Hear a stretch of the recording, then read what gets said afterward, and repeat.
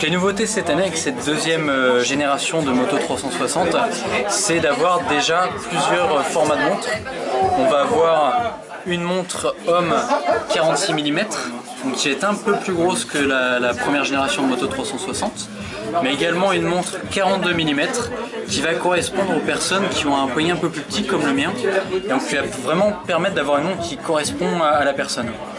Et ce qui est très innovant, c'est qu'on va avoir également une montre pour femmes qui va être également sur le cadran 42 mm et qui va avoir quelques petits signes distinctifs au niveau des charnières qui vont être un peu différents.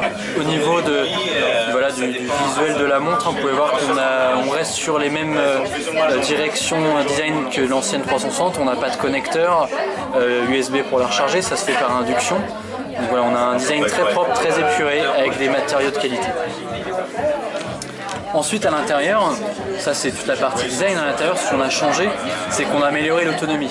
On a changé de plateforme, on est sur une plateforme Snapdragon 400, on a une autonomie qui est améliorée d'environ 50%, ce qui fait que maintenant avec cette montre, on peut avoir l'écran ambiant comme vous pouvez voir sur ces montres, avec l'heure qui est toujours indiquée. Même quand on ne regarde pas sa montre, l'heure est indiquée. Et même avec ce mode, aujourd'hui on tient 24 heures sans souci sur toute la gamme. On va même avoir un peu plus d'autonomie sur le boîtier 46 mm. Et si on désactive l'écran ambiant, on tient 2 jours sur cette montre. Le deuxième point, c'est qu'on a amélioré tout ce qui est fitness. On avait déjà une fonction fitness sur l'ancienne Moto 360 avec un capteur de fréquence cardiaque de type PPG.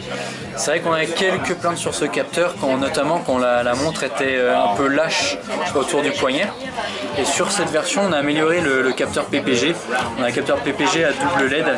Et vous avez une prise qui est très bonne, très fiable, même lorsque la montre est un peu moins serrée au poignet. Et puis également, en termes de fitness, on a des nouveaux cadrans avec directement à l'écran, on peut voir ses pas de la journée. Et également la barre d'avancement par rapport à l'objectif qu'on s'est fixé. Si j'appuie dessus, je vais avoir plus de détails sur le nombre de pas que j'ai fait pendant la journée, avec les kilomètres grâce à une application Motorola Motobody. Et puis je peux voir également ce que j'ai fait dans la semaine, avec en orange la performance que j'ai faite par rapport à l'objectif fixé chaque jour. Voilà, je peux voir également le nombre de pas que j'ai fait depuis le début de la semaine.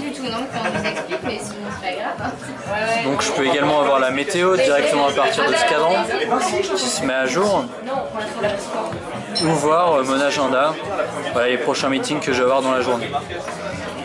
On peut modifier les raccourcis ou Alors les raccourcis sont modifiables au début lorsqu'on met le cadran, donc oui c'est possible. Et puis il y a d'autres cadrans disponibles. Il y a également des cadrans disponibles, voilà, plusieurs coloris possibles. On a un cadran Together également qui est une nouveauté du nouvel OS Android Wear qui permet d'échanger des dessins et de communiquer avec une autre personne qui a une montre connectée. Et chose importante également sur cette nouvelle montre, on a une compatibilité iOS 8.2. Donc même avec un iPhone on peut utiliser cette montre qui propose l'avantage d'être beaucoup moins cher que l'iWatch. On va avoir quelques limitations avec l'iOS 8.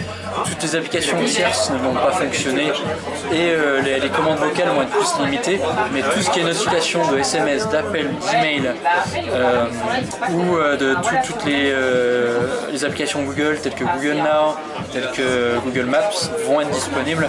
Donc vous avez une expérience utilisateur quand même très riche, même avec un téléphone Apple. Cette montre, ce qui fait la grande force de Motorola, ce qui est le cas sur toute sa gamme de produits, c'est que c'est une montre qui est disponible sous notre studio de design Motomaker.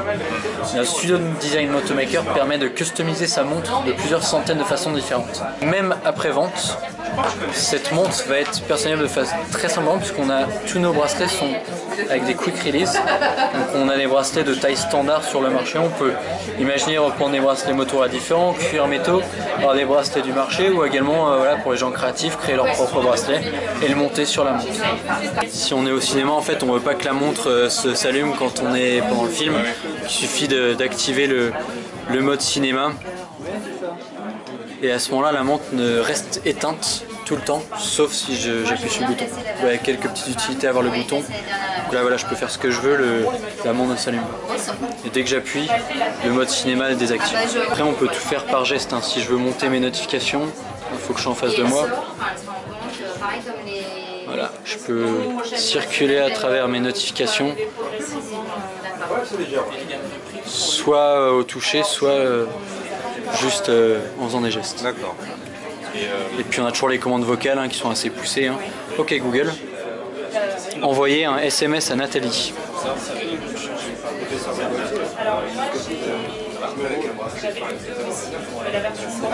Nathalie.